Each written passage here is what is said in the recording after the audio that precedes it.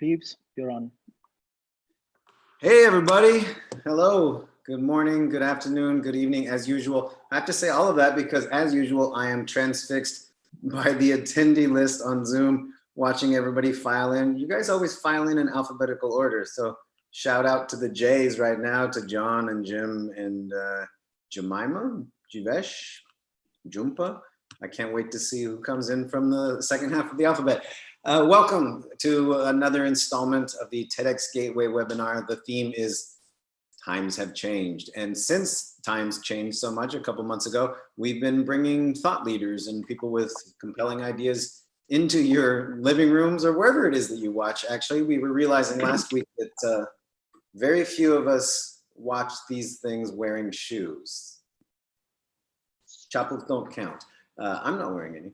Anyway, my name is Rives and I will be your host today. I'm the regular host of TEDxGateway in Mumbai every year. And we're going to bring you two sort of forward thinkers. We've done people who have told us, what are we going to do now? And we've done people like, where have we been? But today is sort of a forward-looking thing we're going to do with architecture today. We have two fantastic architecture guests, Sanjay Puri and Carlo Ratti. As always, we welcome your questions and we will go to them in the second half of the presentation. You can go down to the Q&A. You could do it now. You can do it throughout the entire presentation. I will be watching. I will be fielding questions. I'll be picking the good ones. And both of these guys are really willing to talk about anything. So just feel free anytime during the thing. And it's nice to see. I'm distracted by you as you file in, thousands of you now. I'm seeing names that we recognize from before, and that's cool. This is a community that's been building. I see, hey, that's Neha. There's a bunch of Nehas, including my friend Neha. Last week we got to hear from previous speakers asking questions. Anyway, definitely ask questions, new and old, and we will try to get to them. Let me get you over to our speakers today. We have two speakers. I'm going to introduce them both right now, and then they're going to speak in succession. They each have 10 minutes. First, we have an architect who will be zooming in from his home and workplace in Maximum City, Mumbai, which has, I think, one of the world's most compelling skylines. This man has done his parts to, alter that for the better. Sanjay Puri is the principal architect of Sanjay Puri Architects.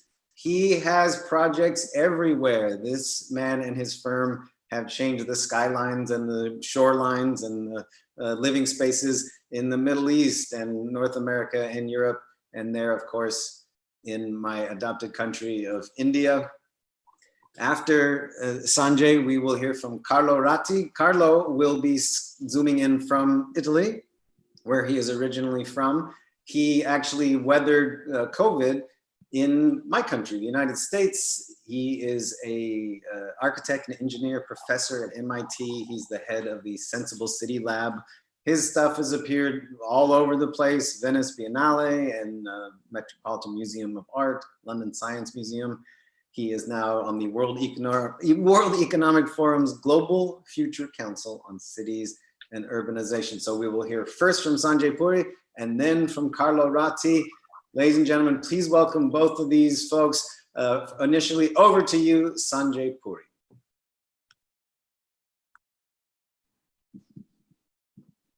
Hi, everyone, and thank you very much, Rives, for that introduction. The world has changed. Rethinking design. The COVID-19 pandemic has been devastating in the way it has taken people's lives and livelihoods over the last 3 months. And these difficult times have thrown up numerous challenges and concerns, which will be impacting the way we live and work in the near future. When we work on our study table, what do we have around us? We have our laptop, our phones, paper, pencils, everything that you need immediately while you're working is there within your reach. Similarly, when you're having a meal, you don't have salt and pepper lying in the adjacent room. You have that lying on the table, you have sauces lying on the table, you have cutlery lying on the table. So basically everything that you need is within your immediate reach. And that is precisely the way future planning has to be done. So we need to create self-contained community spaces which have retail spaces, they have necessity shops, they have entertainment, they have sporting facilities, and they have workspaces and residential accommodation within the same area, so that with a lot of gardens, so that one doesn't need to go out and far away and take that effort. Everything should be close by. Moving towards such developments, we will witness our cities getting decentralized in the future. Rather than living in closely spaced glass towers and concrete towers, I think the future will see a concerted shift towards low-rise housing, interspersed with a lot of landscaped open spaces and organic farms. Our houses will be slightly larger to accommodate workspaces and will be very well connected so that we can collaborate virtually and do much more work the way we have been doing so far in these 3 months. Similarly, offices will have a lot of additional space per individual than the way the offices have been planned now, with a lot of workstations crammed into smaller spaces. Now there will be much larger spaces. So all kinds of spaces will be dramatically changed over the near future. Through the devastation that this pandemic has caused, however, there has been a silver lining. The air is cleaner, the water is purer and more clear, and the carbon emission has reduced drastically. I mean, look at Delhi, the capital city of India, for example. It's been one of the 10 most polluted cities in terms of the air quality over many years. And at this time, Delhi has recorded the cleanest air that it ever had in the last 40 years. What does that tell us? It tells us that we need to stop polluting the atmosphere. By 2060, the world's population is going to increase so much that we will need the exact amount of built up area across the world that we have right now doubled. This means that a New York City is going to be built every 34 days for the next 40 years to accommodate the increased requirements of everyone concerned. And it is our cities that are generating 70% of the energy consumption and thereby the carbon emissions, which in turn are leading to global warming. So we architects and allied professionals together can play a very pivotal role in reducing this carbon emission and in reducing the climate change by what we do and how we do it. We need to shape the built environment in a much more responsible way than has been done in the past. We need to create spaces with energy saving methods and energy saving construction materials, and also materials that effectively reduce the energy consumption while the buildings are being in use. So our roles can actually be a lot more than most government policies. I want to quickly show you some projects that we've been working on. And this first one is a series of motels across India along the highways, designed actually for people who are transporting agricultural produce to the cities. Now, the interesting thing in this is that the mud being used to create the walls is being sourced from the site itself. The bamboo framework and the thatch roof are also being sourced from the villages itself. And more importantly, our whole endeavor is going to be to train the villagers around who live in this area to be able to construct these motels themselves. So in short, there is no material coming from the outside. There is no labor coming from the outside. And these are truly sustainable models for a better environment with zero carbon emission and zero carbon footprint. In the other case, this is a hotel that we finished 3 months ago. 50% of the walls here are made in the local stone, which is available on the site itself. As opposed to most air-conditioned boxes that we associate with hotels, this one is not centrally air conditioned. It is punctuated with a series of open courtyards, open circulation spaces. So 50% of the hotel is naturally ventilated and naturally lit. And 60% of the energy consumption of this hotel is coming from the solar panels that have been provided on the roof and on the parking areas. So it's a truly sustainable model going towards the future. This is another case where we built a school in Rajasthan, which is a desert climate with temperatures in excess of 40 degrees Celsius for 8 months of the year. Here, there are these large walls which screen the classrooms and the internal spaces from the east and west sunlight. And all the classrooms are north oriented. There is a series of courtyards that links the spaces together.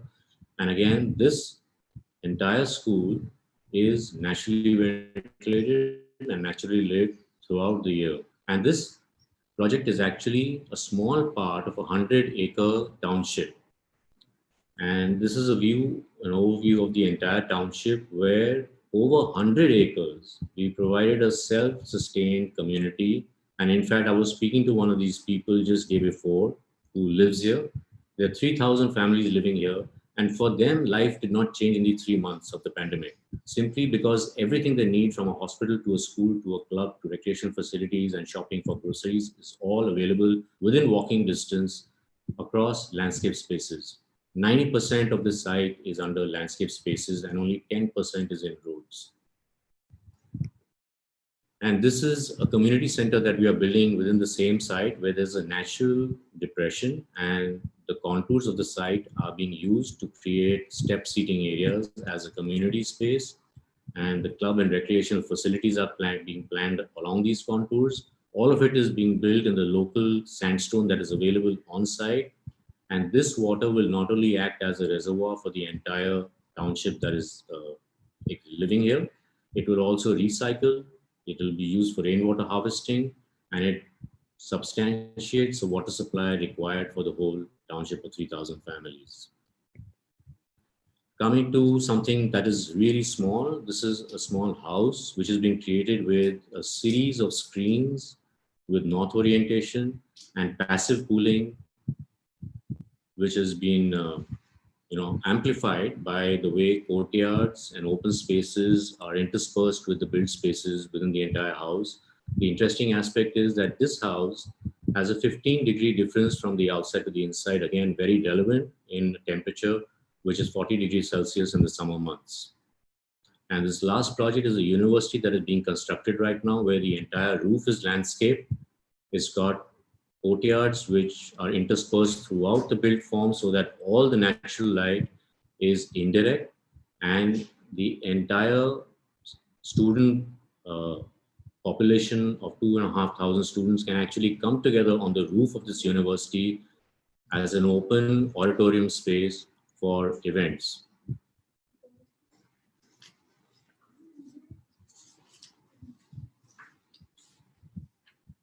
So post-COVID-19, to summarize, the world is going to change, and let us all join hands to change it for the better. From master planning and replanning of our cities to our individual workspaces and homes, every single thing is going to change, but let's change it in a way that makes it more sustainable, and in every possible way, whether it's the construction material that we use or how the building is constructed.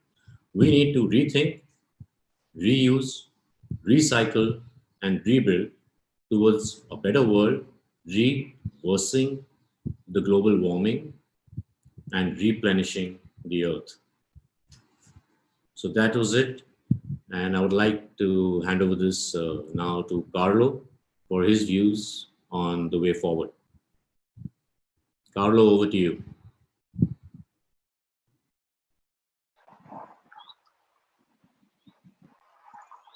Yeah.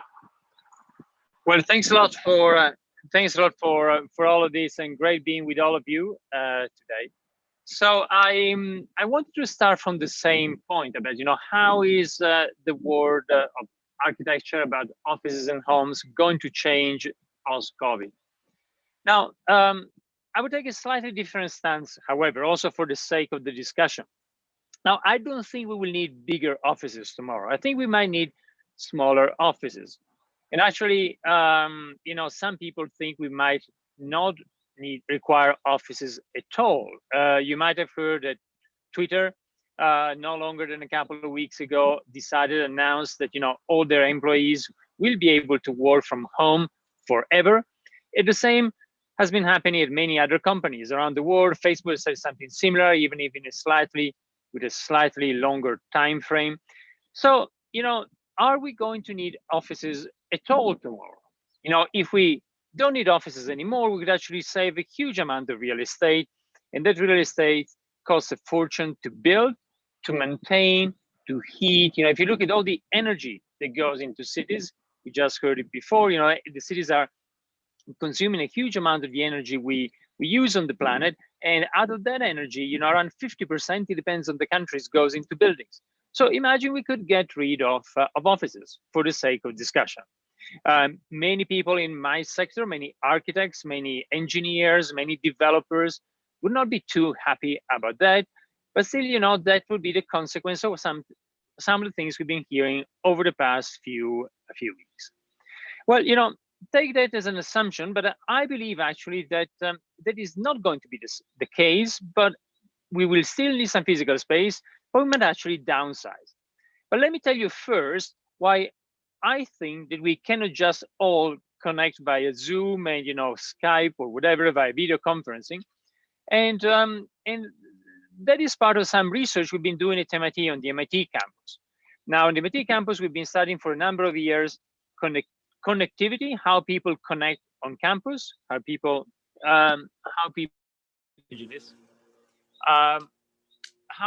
connect on campus. So basically studying the social network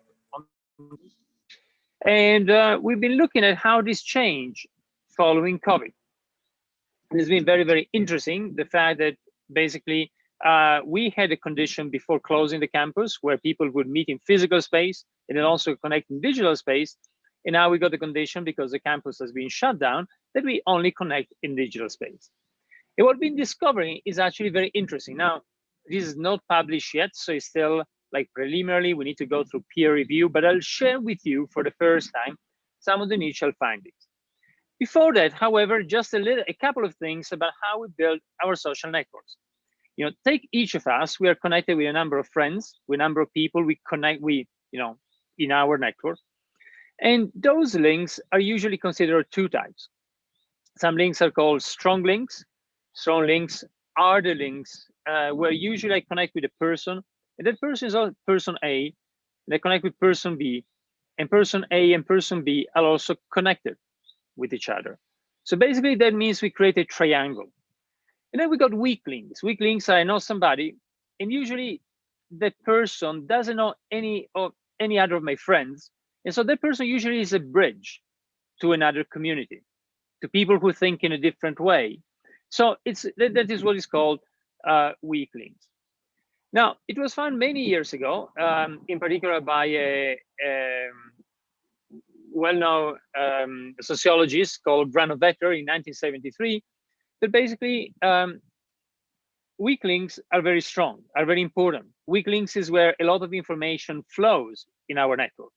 He wrote a very influential paper called The Strength of Weak Ties. So the strength of weak links. Now, going back to the MIT campus, so we've been studying the MIT campus before the lockdown, and we looked at all of us and how we connect via strong links and weak links, and then also after the lockdown. And what you discover actually after the lockdown is that a lot of weak links are becoming even weaker. Well, actually, our strong links are becoming stronger. And so somehow we're making our social networks, and that's what we are seeing in the initial data. Again, take it with a pinch of salt. It's still not, it's just a few weeks. It's still quite fresh. We need to validate in a slightly longer term. But basically, the bottom line is that we are making our networks a bit less strong. And the reason is really that we are losing those weak links, which are crucial in order to connect to other communities. They're crucial to expose us to new ideas. They're crucial for, something very important, which is serendipity. We think if you look at strong links, we tend to develop echo chambers. We keep on repeating to each other the same things inside our circle of friends. But when we are connected with a different circle, things change. The serendipity of encounter that doesn't necessarily happen with strong links, happen more naturally with weak links. Now, you might ask, can we actually find a way online to foster weak links? And maybe in the future we will be able to do it. But for now, it looks like physical space still has much more bandwidth. You can see today, if we were in the same place in India, the exchange between all of us would be much richer than connecting via Zoom. And so what we're seeing today is that actually we are, for now, not able to repeat and create and multiply those weak links that are very important for our social networks. So that is the reason why I think we will still need offices, because in the inevitability of physical space, that's where we meet the people we're not expecting, the people with whom we're not doing a Zoom call or a Skype call, and those that actually open us to a new universe of ideas. All right, so let's take that as an assumption. Does it mean that we're going to go back to pre-COVID, to what we had just a few months ago? And again, I don't think that is going to be the case. And the reason is that the one thing that most likely will stay with us is really flexibility. Flexibility, we enjoyed a lot of it over the past few weeks, working from home, working from anywhere, not need to waste time in commuting.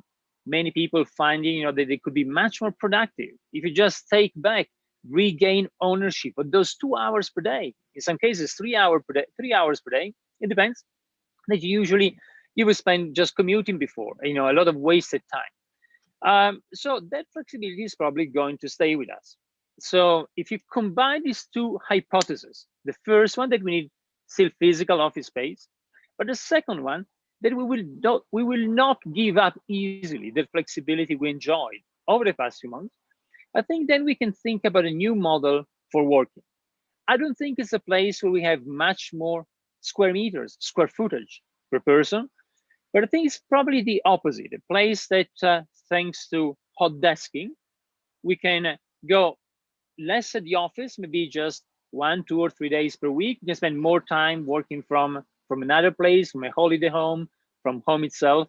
But then when we go, we can actually create a space that's more about human interaction, a space that actually accelerates the creation of weak links. Think about like a choreograph space that can help us to connect better with all the people in our working circle. So again, we can reinforce it and get exposed to new idea. Again, to the serendipity that doesn't happen if we connect from our kitchen. So that's a hypothesis I wanted to share with you. I also wanted to finish now with another small thing. So I think that's something we're working on a lot. I think if you're able to downsize offices to reduce the total number of square meters, the impact can be huge in terms of sustainability. Even if companies were to downsize only 10 or 20%, it would be huge, both again for energy consumption and for how we live in our cities around the world. Now, I wanted to finish with another small thing, which is that when there's a crisis, somehow it's a good time to reinvent ourselves. Rahm Emanuel, former mayor of Chicago and also chief of staff for Barack Obama, said, never let a good crisis go to waste. And well, so I think, this is a very interesting and exciting time for all of us in this space to really reinvent the way we do design, the way we think about office spaces, the way we think about our homes, and about many of the other things that, thanks to this disruption, might actually be reimagined in a different way. And for those of you who might be interested, I'm not going to show him slides because of this kind of short 10-minute presentation, but feel free to look at some of the work we are doing really to experiment here, also to rethink how we can develop a healthcare system in a much more flexible way with an open source project called Cura that repurpose mobile units that could be distributed around the world and help for next pandemics. But it's just one example of some of the thinking that actually pandemics has prompted, and I think is going to open up many new interesting directions in architecture in the next few years. Thank you.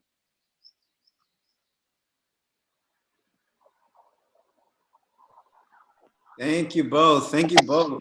Let's get right to questions because we have a bunch of them coming in, and attendees, if you have questions for either or both gentlemen, go ahead and click the Q&A and type them in, and we will try to get to as many as possible. I guess the first one that I have, which seems to be echoed by a bunch of our attendees, is it is a good thing to not let a crisis go to waste, I guess. How big is this crisis as far as reinvention? In your estimation, and maybe let's do you first, Carlo, and then you, Sanjay. Is this a major milestone for us? Have things completely changed? Whether or not we can ever go back to normal, looking back architecturally, 10 years, 20 years, 50 years, how big is this? Yeah, and I think we need to look at different dimensions. One dimension, for instance, I've been hearing about people over the past, very respected scholars and architects and designers, saying, oh, this is the end of cities. We are all going to live in the countryside. Well, I think that's rubbish. Certainly cities have gone through many, many pandemics. Venice in the 14th century lost 60% of its population because of a pandemic at the time, because of the Black Plague. And still, in the following centuries, we've been enjoying the streets of Venice, packing each other in its little plazas called calles, crowding its theaters, La Fenice. So somehow cities have gone through many pandemics and they always survive. And the reason is that, cities really come from a very primordial force that binds us together as humans. We want to be next to each other. Again, it's a matter of exchanging ideas, the joy of sharing the same space.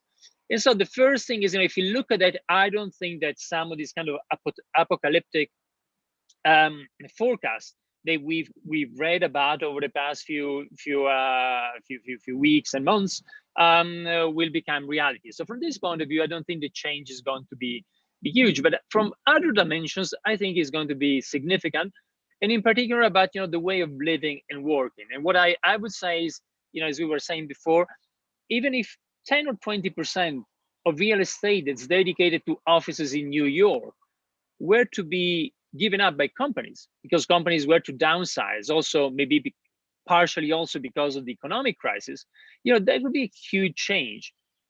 Also positive one, perhaps, making New York more affordable for many who couldn't live there in recent years. But certainly that could be a very major change. So again, I don't think we can generalize, but for every dimension, if you look at, is this the end of the city? No. But still, if you look at, for instance, how we organize real estate and develop offices, there could be a big change. At the same time, we might need a bit less space in our offices, but if we spend more time in our homes, we also want them more comfortable, maybe with more nature, with a good place to do a Zoom call. So again, that's a very good opportunity for designer. In that case, we might need a bit more real estate. A few more square meters might migrate to the residential real estate in order to make our homes more comfortable for work. So those are just two dimensions. We could talk about many other things. I think two things that I believe are dinosaurs and will change also thanks to the pandemic. They were already changing, both healthcare and universities. This is, I'm telling you, this is someone who spent I spent most of my life in a university in one capacity or another.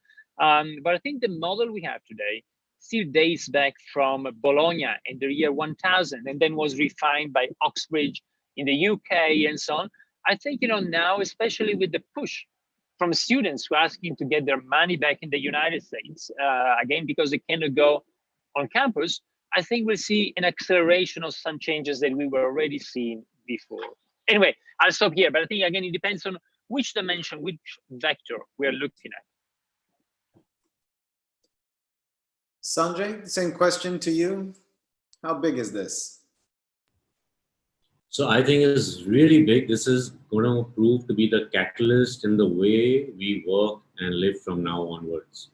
It was already moving little by little towards doing virtual collaborations, virtual work, but this pandemic is going to act like a complete catalyst in the way we work and live. But cities will all come back to normal after a period of time. So I don't think the long-reaching effects of this are going to change everything, but it's definitely going to change the way we work and live. because a lot more people are going to work from home. A lot more meetings are going to happen virtually. And people have realized during this pandemic that there is no need to physically keep going and meeting. And like Carlo said, wasting all that time in travel, in, all of that. So it's going to become much more effective. This is going to lead to more effective working and better output.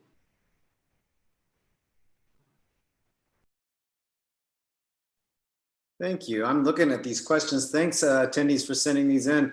Wow, there's a lot. Let me ask this question and then let me modify it a little bit. The question is from Rajiv and it's to you, Sanjay.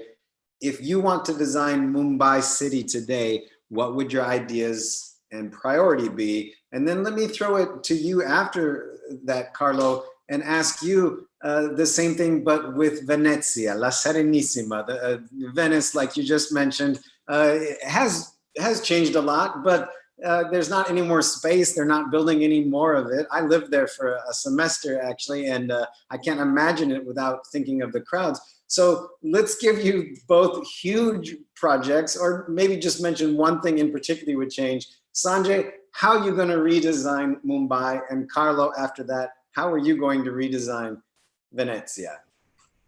Okay, so to be practical, you can't totally redesign Mumbai, but what you can do is reuse the way buildings are being used today. So I would decentralize everything that is an office district.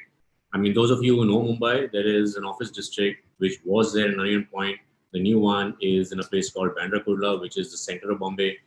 You decentralize all of that and make everything into mixed use. People work and live and entertain and go out for sports all within the same space.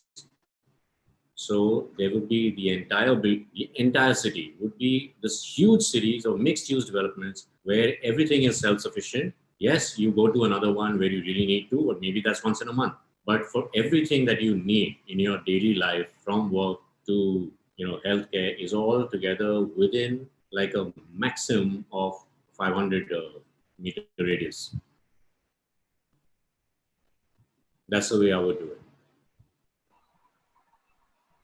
Yeah, maybe about Venice. It's about Venice, but about a lot of the urban fabric we already have all over the world. If you think about this, especially if you think about Europe and the United States, it is true that we are building a lot of urban fabric, but that's not uniformly distributed. So if you look at the United States and Europe, cities are not really growing that much. In general, they're not growing. The population is more or less stable. And, and the urban to rural proportion is also more or less stable. Actually, if you look at a city such as London, it just recently got back to the level where it was in the early 20th century. So in terms of total population. So I think, that we need to be very precise about, what is going, what is not going. So most of the cities on the planet are already built, especially in certain parts of the world, like Venice. And so the question is not about, how do you rebuild Venice or raise it and rebuild it? It's really about how you can inhabit it in a different way. And I think, again, the beauty of our cities is that the urban fabric is very resilient. We are still living today in cities that were built sometimes during Roman times, 2,000 years ago, in medieval times, 600 years ago. And so that's an interesting thing that, again, is more about changing the software while preserving the hardware. So I think that's a very important thing about our cities. And that's certainly how I would look at Venice in order to reprogram the city. For instance, the city is dying, not because of its hardware, it's dying because it's the way it's been used now, just like another tourist attraction, like kind of a Disneyland. And again, it's about starting from the software to change that in order to preserve its magnificent hardware. This question, I guess, would be for both of you. The question is from Zainab, and it's, how can we make sure we do not undo the doings of COVID in terms of the lessened carbon footprint and pollution while trying to rise back from it? Sanjay, you did mention, as we've all seen, the pollution is down and water is clearer and skies are now visible for kilometers like they haven't been before. So if things do revert back to normal, if this isn't an apocalypse and we will have some kind of normalcy. Do we revert to normal and then go forward with what we've learned? Or can we put a pin in things and keep clear skies going forward? This is exactly what I was saying, that the way forward is to create mixed-use developments where people do not necessarily have to move out to work or play or, for any necessity that they would need. The future is mixed-use development, but the future is mixed-use development using very consciously materials that do not increase the carbon footprint, methods that do not increase the carbon footprint, and also the operational cost of a building once it is completed should be the absolute minimum possible, so that we ensure that this climate change, which we are seeing now, stays, and we don't see climate change and we don't see global warming. That's the way forward. Yeah, I'd like to take a slightly different view, more for the sake of discussion and debate. Mixed-use developments are very important, and they've been at the core of the discussion about cities since the 1950s and 60s. Jane Jacobs in the United States writing, really setting some of the foundations about mixed-use developments as a follow-up, as a segue to something very different, which was the modernist city. In the modernist city, you had a different district, each district, with very different functions. So we know that mixed use works, and certainly is better because it reduces the total mobility, necessary mobility. But it's not the only, I would say, it's not the full solution for me. And the reason is very simple. Even if you're in a mixed use development and you got some residential and some offices, and you've got a couple living there, it's very difficult that both of them will actually get a job just within that radius. And you will easily end up in a situation where the school for the kids is in another district, in another mixed-use development neighborhood, and then the job of 1 or 2 person is in another neighborhood as well. So that's it certainly helps versus a traditional and modernist city. But again, it's not the panacea, it's not the solution to all of the conditions of today's city. I think we need something more radical if we really want to fix the city post-COVID. And I think there is a very big risk. I mean, I've been talking and advising some of the cities in Europe, starting from Milan, on some of the plans for reopening. And clearly, when you reopen the city, people have their old cars and go back to old habits, and and life continues as it was before the pandemic. So there is a risk that we're going to lose a lot of what we've learned during the pandemic. Now, I think if you want to look at this, certainly mixed use helps, but I think we need to look at mobility. In particular, there's something absurd in our cities. Think about Manhattan. In Manhattan, most of the trips are less than 2 miles. And, we usually, if you look at what happens, you get a lot of people who take a big SUV to move for less than 2 miles, which is moving 2 tons of steel, in order to carry just 70, 80 kilos. And then, just doesn't make any sense for such a short distance. And so micromobility is something very important in cities, how we can actually move in a more sustainable way. Scooters, electric scooters, e-bikes, and so on. I think we need to look at that mobility from the point of view. And I think we need to look beyond mixed use, really at the patterns of commuting that will still happen. But then again, because of the flexibility, we might have gained with the flexibility we were talking about before, that we will work when needed from home, when needed from a Starbucks, next to home, and sometimes we'll still go to the office. Because of the flexibility, if you play it right, it allows something very important, which is to flatten the curve of the city, not the curve of COVID. And let me explain this. So basically what we've learned during COVID is that, the problem with COVID has been flattening the curve so we don't exceed capacity. That's exactly the same problem we have in our roads. When they get congested and polluted, is that we exceed capacity. And, and we get a giant traffic jam and we create a lot of pollution.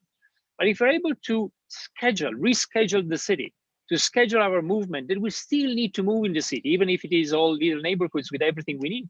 We still need to move, but if we're able to schedule that in a dynamic way, in a better way, and also maybe with digital platforms like Singapore's ERP, in order to provide incentives to use the infrastructure when it's not congested, then that combined with a more sustainable mobility could really make a difference. So somehow what I'm arguing here for is that mixed-use developments are great, and we've been in planning, talking about them for over 50 years. But I think, if you really want to make a dent now, following the pandemic, it's about looking at a paradigm shift in the way we work, in the way we organize our lives, in the way we schedule the city, and flatten the curve of capacity of the urban infrastructure. Let's keep with that thread. I'll throw in a question from Krishnamurti here, which is, do you see people moving away from the cities? So let's talk about away from the cities. And Carlo, by the way, I can't help noticing that you have won the Zoom background game today with that beautiful panorama you've got behind you, which is probably a lot more ex-urban than whatever you've got in Cambridge or Boston there. I myself would be able to walk and still get Wi-Fi signal and show you a live shot of Broadway in Upper Manhattan. So what about the places that aren't cities? Yeah, it's a little bit what we were saying before about, are we all going, is this the end of the big city? Are we all going to live in the countryside? I don't think so. As I was saying, I think the cities have been going through many pandemics and wars, and ups and downs, but still they've always come back. And the reason really is that we want to be with each other. We want to enjoy each other's company, all the ideas that come when we're together. Cities didn't exist once upon a time. Cities start around 10,000 years ago, and then they become this amazing thing that humanity finds in order to bring us together, so that together we're more than the sum of each of us individually. And I think, that is going to continue. So I don't see the end of the city inside. But again, the flexibility we were saying, however, yes, I'm testing this on myself. My base is I spend most of my time in New York and Boston, but then after 3 months of lockdown in the US, I decided to come back to Europe, and I had to spend a couple of weeks quarantining, and I kept on working first from the seaside and now from the mountains.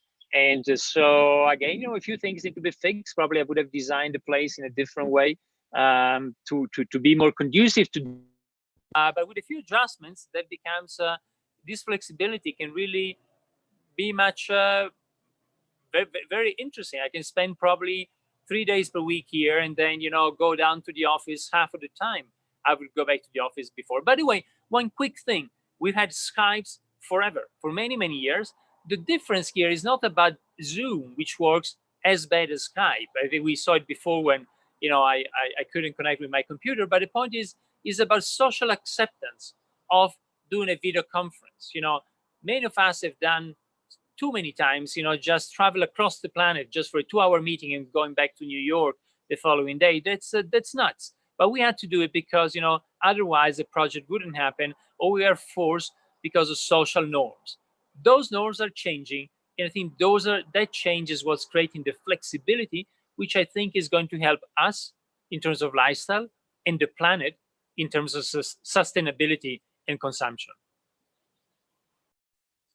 Sanjay, would you like to weigh in on non-cities? So, I have a friend who's been working for 3 months in a place called Alibag, which is a boat ride away from Bombay. And he's sitting in this house surrounded by 5 acres of farmland. And he's having a good time, and he's able to connect with his office, and he's got 200 people working with him. And it's not made any difference. So yes, I do see people moving away from cities, because the thing of moving away from cities now, and the thing of mixed use developments now, as opposed to earlier, is that now virtual conferencing, virtual collaboration, virtual teaching, virtual learning has all become, the norm, because people have been doing it the last 3 months. And people have all realized, all those people, who wanted to do this face-to-face meeting, just like Carlo said, like, you travel for 3 hours, you travel for 8 hours for a 2 hours meeting, now are okay to do it over a Zoom meeting or a Skype call. So things have changed. And because of, the virtual taking on this very comfortable thing with everybody, and everybody becoming very comfortable with virtual meetings, That's why mixed use will now work better. That's why living outside in the countryside will now work better, and things are going to change. I have a couple questions. I'll combine them together. And essentially it's, Kavasari asks, how will existing structures, buildings, etc., be redesigned or modified for better position to deal with similar situations in the future? And there are similar questions to this, which is, do we need to always keep in mind now pandemics in design in the future? And I was thinking earlier when you were talking, Carlo, about the strong versus the weak link. The strong link is sort of what we like, right? When in terms of pandemic, I like to just know who I'm dealing with, and I've been self-isolating with just strong links. And frankly, I don't want to deal with any weak links, right? I put on my mask anytime I'm going to have to deal with a weak link because I don't know where that weak link has been. So going forward, is that going to be a design element, either of you? Yeah, well. But by the way, what you said is very interesting because when you look at weak links, we know the weak links are the ones, as we were saying, that spread ideas that we are not usually exposed to. But the mechanism that you have to model the spreading of ideas is very similar to the mechanism about the spreading of diseases. So somehow, it's the weak link. Yes, is also what can spread not only new ideas into our circle of friends, but also a possible disease. But again, let me mention a couple of things. The first is, first of all, I believe that again we've seen so many cities have seen so many pandemics in the past. I believe that I don't know when, but in 6 months or a year or 2 years, this will be gone, and we will not be more concerned about this than when we were reading before this about the 1918 pandemic, the Spanish flu, in history textbooks. So somehow, I think this also will pass and life will go back and we'll still want to be close to each other and so on. And that's why, just to add, also, I'm doing this also for the sake of the conversation. You usually want to disagree in order to create a more lively conversation. But I really disagree with the fact that, that we don't need cities anymore. I mean, I'm here, yes, in the mountains, but if I had to stay here for a month, I'll be bored to death. I mean, what about, you're in New York. I think, if you are, all of the people I know from New York went to the Hamptons, but then, they still go to theater in New York if they want to go to a rest. I mean, maybe not now during the pandemic, but, where would you go for a theater, for a party, for a restaurant, to listen to a concert, to organize a nice dinner? All those things don't happen in the middle of nowhere. So I think, by the way, that's an old idea. The fact that, because of the internet, we can live actually on the top of Mount Everest. It was an idea of the 1970s. Melvin Weber, great researcher, were saying, no, now that we're getting all connected, he was thinking about the internet coming, that, one day we'll be able to work on the top of Mount Everest. But the reality is, today we can work from the top of Mount Everest, but unless you're nuts, why would you like to work from there? You want to work from from New York. You want to work from a nice place where you can meet your friends and, enjoy a rich social and cultural life. So I think, cities will remain for sure, even if many things might change. Finally, finishing about the beginning of the first question you mentioned, which is about, what might change? Do we need to be prepared about this for the next time? Well, I think more preparedness would be useful. I don't think it's necessarily thinking about urban design or architecture, but certainly what we've been seeing and witnessing in the United States has been a total disaster. It's not a political statement. It's just a fact. If you look at if you just compare what happened in different countries, the United States have been in total disarray. And certainly, preparing with better stocks, preparing with better, again, more with the software than the hardware. The city, as it is not going to change. We're not going to change Manhattan, but actually the way it works, the way we actually can pile up more stock in thinking about the future pandemic, the way we could have a flexible system in order to increase capacity of ICUs, and all of this, I think we should do. Again, it's more the software than the hardware of the city.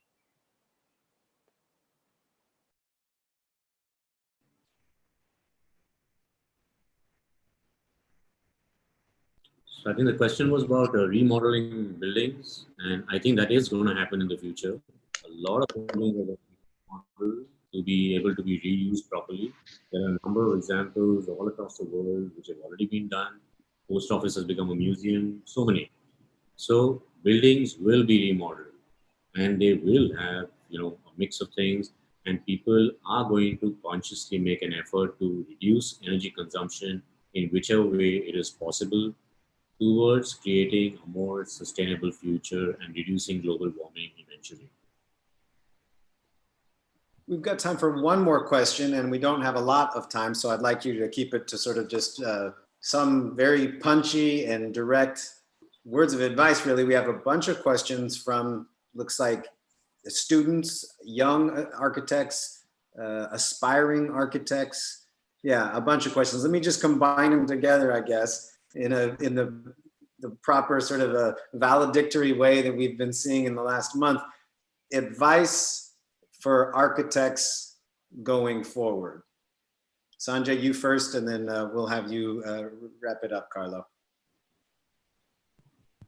So architects, as of now, apparently are facing a lot of difficulty, and I've got so many messages from students who are unable to get internships, young architects who just come out of college and are not getting jobs because obviously work has slowed down, and it is going to take anything from 3 months to 6 months for work to come back on track. And people are already relooking at everything, the way their offices are planned, the way their houses are planned. So the silver lining is that a lot of people, right now work is less and it's going to be less for the next 6 months, but eventually the work is going to be substantially more, and it will more than make up for what has been lost, because a lot of changes are going to happen. Every person we've spoken to in the last 2-3 weeks in terms of clients have straight away, when people start describing the house they want, they start with saying that I want so many bedrooms. But now everybody starts saying, I need a workspace close to the entrance. I need a cut-off lobby. So I'm just saying these few points, but things are going to change. The number of offices who have already called us and said we need to replan, how can we do it with our existing thing? So all of this is going to change, and there is going to be a huge amount of work. So going forward, after a period of 6 months, I think everything will be good, and there will be a lot more work, and that work will be in the correct direction of making things in a better way. Yeah, I would tell to everybody who's graduating now, to every young architect, I would say, think outside of the box. When there's a big crisis, when there's a big change, is an amazing opportunity for people who can grasp something new, who can think outside of the box, And I think here there's a huge opportunities there again to rethink the way we work, rethink the way we design offices, homes, as Sanjay was saying, and the way also we design universities, hospitals, and many other parts of our urban infrastructure. So again, my point will be curious and think outside of the box. That's really what's needed today because of the crisis. Thank you. Well, thank you, attendees, for all your questions. We didn't get to even a fraction of them. We hope to see you in future weeks asking them. Thanks, Lavanya and Milind and Anu and Vanita and Shneel. Hi, Shneel. And Ganeshan. Thank you both of our architects today. Thank you, Sanjay Puri. Thank you, Carlo Ratti. Hey, attendees, you can go online very easily and see the wonderful work and theorizing of both of these architects. I encourage you to do that. Now, let me throw it over to the curator of TEDxGateway, the guy who sort of figured out what we should do during this time, and I'm glad that he did. Thanks again for inviting me, and over to you, my brother, Yash Rajakashi. How are you, Yash? Thank you, Rives. Thank you, Carlo, and thank you, Sanjay. It was an amazing conversation. Yesterday we had a conversation on mental health and how we should counter it, and today we're talking about changing cities. I think such diversified thinking or perspectives are really important, especially in the times that we are in here. And I feel that over the next few months, even if offices and all open up, and you have more people going to offices, or going to a busy part of the city, people are going to be cautious, and sooner or later, they will ask their employers to change the surrounding, or at least make it more trustworthy, as I would say. I mean, today my parents sent me a picture of them dining at a restaurant. Um, and I was quite taken aback, saying, "When did you guys go?" And they said, "Oh, it was last night. Me and your mom just went for a dinner." And I went furious. I was like, "Why would you do that? Why would you do that in such a state?" And they're like, just look around us. 4 tables are empty, you know, and after every 4 tables, there is another person having.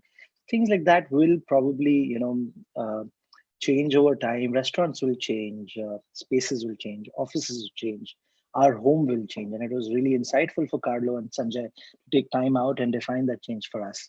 Thank you again, and thank you, Rives, for always making this an amazing session. We have some amazing sessions coming up this week instead of a weekend. There is a session with someone who probably the financial world raves about. It's Ashwath Damodran, and there's a session with Don Tapscott. Ashwath typically is known as the Dean of Valuation at NYU, and Don is an absolute futurist. He talks about blockchain technology that's changing society. Please do join us. Next week, I invite you, Rives, and everyone else to come in and attend. These sessions are amazing. They're multidisciplinary. They have people from across the spectrum. Do make it a point to attend as attendees. And until then, thank you for being a part of this series. And thank you to the team that hosted this. Thank you. One more thing, please do join us backstage. There is a link in the chat box for some attendees to come join us backstage. We have a backstage session with our speakers. Do join in. Thank you again. Bye, Reeves. Bye, Sanjay. Thank you, Carlo. Thank you for making this. Yes, Raj.